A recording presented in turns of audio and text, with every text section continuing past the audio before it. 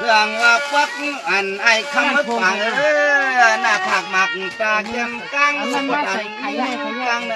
ลอยไหวหังหลบยักช่วยหน้าไม่ก็มันพี่หมาหังขัดหน้าตามี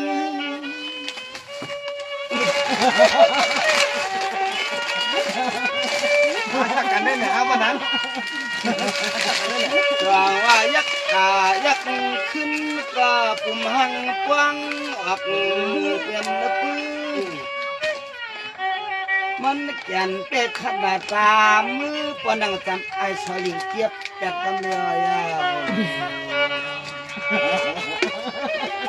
มีคนจ้ะ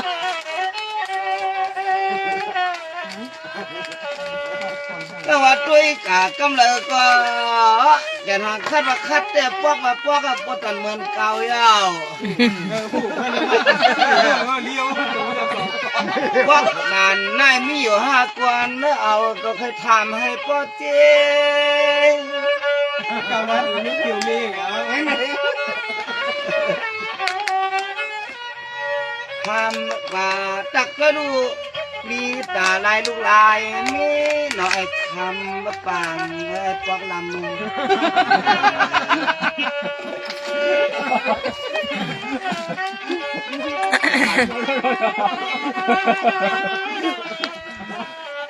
จัง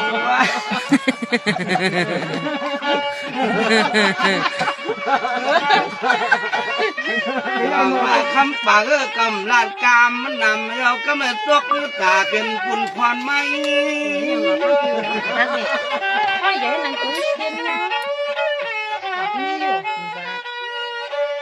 ก็ดีอุปกาสักบอกลาดใหญ่ใหญ่กูไอ้คำมาป่างล้อมลักเมื่อไปนานเก่า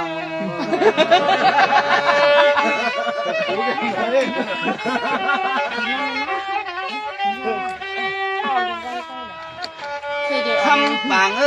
เขาก็เป็นก้นมวนก้นหยอกก้นหยอกกำหยอกเย้าน้องสายเก่าเมื่ออย่าเอากองเปลี่ยนเสียเฮ็ดแทงยามมะเผายื้อเป็นหิมนกขิงโข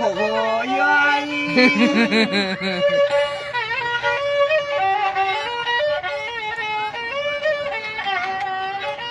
สอบพวกกามวลกาเปียวในเกกางไว้มันก็หมอจังมาให้ตุลียากองไม่มองป้อทองต่อยปันมุกเสียงจัดไต้หวันเสื้อมวนเมือนปันปีนางก็ควรยอมมือน้ำปลายเขาหุ่นปันโว้อะไรกระจากินน้ำมาแจกครับก็ไม่จุกแต่เนี่ยใจคำปังครับมึงก็ไม่เอาหนีเลยใช่ไหมได้เลิกกำในข้อเลี้ยงแม่มือเลี้ยงเงินนักขมาได้คือมนเชิญโน่นน่ะนี่ได้เลิกขมาได้คือจ่อคือหุ่นปอกูเนาะกำในคำโคมาได้ข้างหน้าตาคือปอหางไว้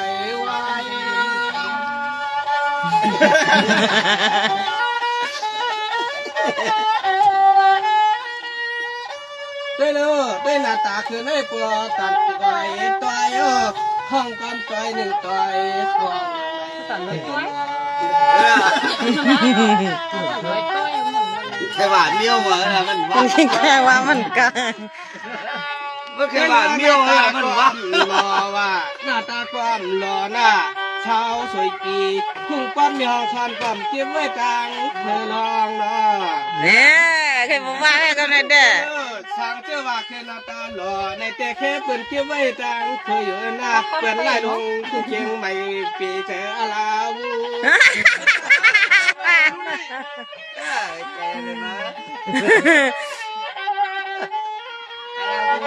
เคยเลยห้องปั๊มก็มึกจอเด็กจออยู่หน้า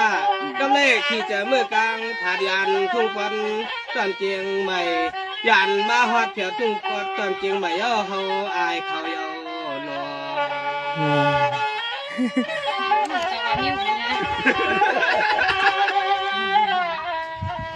ที่น้ำมาไกลที่ว่าคำปักลำบันอ้อขนาดปลาลำอยู่ในน้ำยังขายข้าวกดอาลา แนะนำ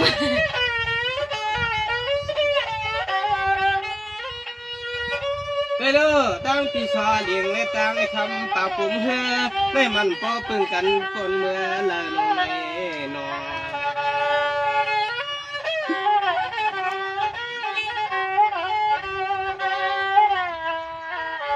ไปเด้อช่างว่าหน้าตาหล่อๆช่างว่าหน้าตาหล่อๆเหมือนไอ้คำปางแค่เพิ่นเอาไว้ตั้งเคยอยู่หน้ารอมายอดตัวลูกป้องก็ป้องลำเปิ้นแค่อยู่ทางหินจำรอบใจขอหลิงแอนเอาคำปีกุมเฮ้อ คือเรียนได้ว่า เออได้เลยปีซอหลิงจากอ่างเตมากินกีมีป้าจอวัดเมียงสอนในเนาะห้ามปลาลาเป่าเนื้อยาแถวพังที่พังห้าพังเหลือเมียนสมิดรวมปอนตันเจียงใหม่หน้าใจเก่ายาวนาน